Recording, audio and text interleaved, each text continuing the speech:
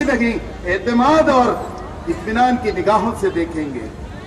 भाइयों, मैं अपनी बात खत्म करने से पहले आपसे कहना चाहता हूं कि आज हमें ऐसी तालीम की जरूरत है जो नफरत को मिटाए और मोहब्बत को घोल कर पिलाए।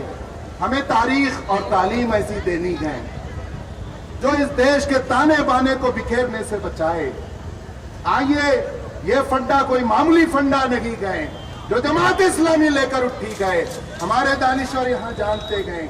हम और निजाम साहब जब इनसे अलग अलग मिले तो मुझे खुशी हुई और दिल से दुआ निकली कि यही वो मोसिसीन गए, यही वो बुजुर्ग हैं और इस तरह के सोचने वाले लोग जिनकी वजह से हमारा देश बचा हुआ गए। आइए हम इनकी भावनाओं की कदर करते हुए हमारे देश को आज हकीकत में हमारे देश को पानी से भी ज्यादा जरूरत अमन और इंसानियत की है। अमन और इंसानियत न होने की वजह से प्रभु और ईश्वर भी शायद हमारे देश से नाराज गए। कहीं पानी रोक ले रहा है, कहीं पानी की बरसात इतनी कर रहा है कि सब बह जा रहे हैं। आइए खुदा से प्रार्थना करें, उसके फजल को हम को तलब करें। उसका फजल उस वक्त होगा जब हम खुदा के बंदों से मोहब्बत और प्यार का रिश्ता इस्तेमाल करें। यहाँ स्टेज पर जो बोले कमरे में भी वही बोले। यहाँ जैसा बाजू बैठे हैं बस में भी वैसे ही बाजू बैठे। यहाँ जैसा बाजू बैठे हैं स्कूल और कॉलेज में भी वैसा बैठे। जैसे जबान से हम आज कह रहे गए हम अपने निजी गुफ्तगू में प्राइवेट लाइफ में भी यही काम करें। भाइयों, मैं अपनी जगह लेते हुए आपसे यही कहना चाहता हूं कि आप हमारा मुस्तकबिल हैं। इस देश ने मेरे देश के अंदर बड़े टैलेंट्स हैं। हमने चंद्रयान 4 छोड़ा। हमारा एक यूथ आज सिलिकॉन वैली में आज धूम मचा रहा है। आज ओबामा बेंगलुरु को सल्यूट करते गए।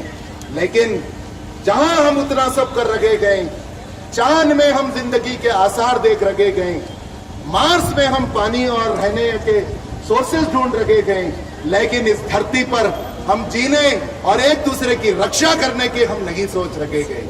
ये डिवाइड एंड रूल की पॉलिसी है। होशियार हो जाइए। हम किसी को डराने और धमकाने के लिए नहीं निकले गए। जो भी गए वो थोड़े गए, हम उन्हें समझाने के लिए निकले गए। इसीलिए तो बच्चों को लेकर निकले गए, इसीलिए तो औरतों को लेकर निकले गए।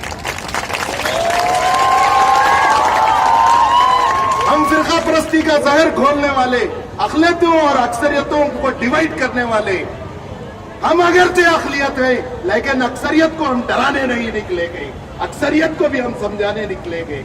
अक्सरियत अच्छा है, मेजॉरिटी का मेजॉरिटी क्रीम है, उस क्रीम की हम कदर करते हैं।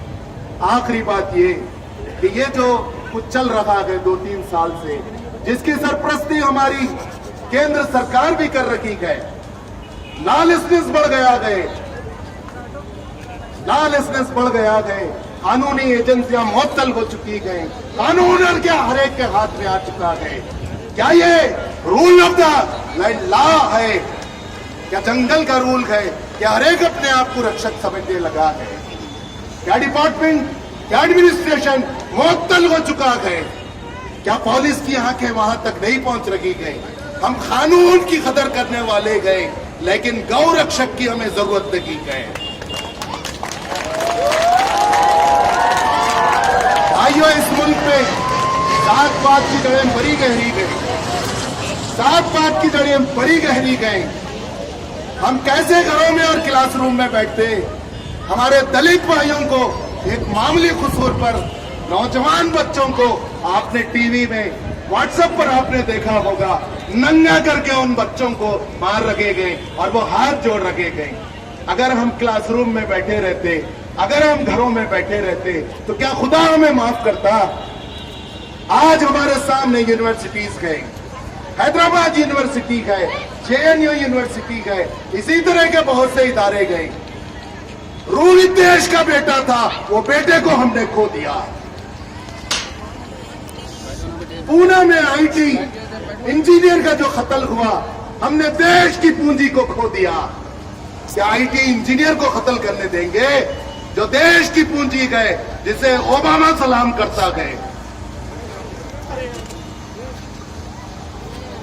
अब हम बैठने वाले नहीं गए, हम निकले गए। ये एक अलामती कॉल है, ये एक सिंबॉलिक मैसेज गए। हमारा जीना और हमारा आगे सोचना, हमारा करना पीस और अमन के लिए होगा। आइए इस काम में जो भी करेंगे हम उनका साथ देंगे। इस आहद के साथ मैं अपनी जगह लेता हूं और आपसे कहना चाहता हूं कि अंग्रेजों, तूफान अंग्रेज से इस देश की कश्ती को हमने बचा लाया। बच्चों संभाल कर रखना इस देश की कश्ती को। ये देश हमारा है, इस देश को हम बचाएंगे।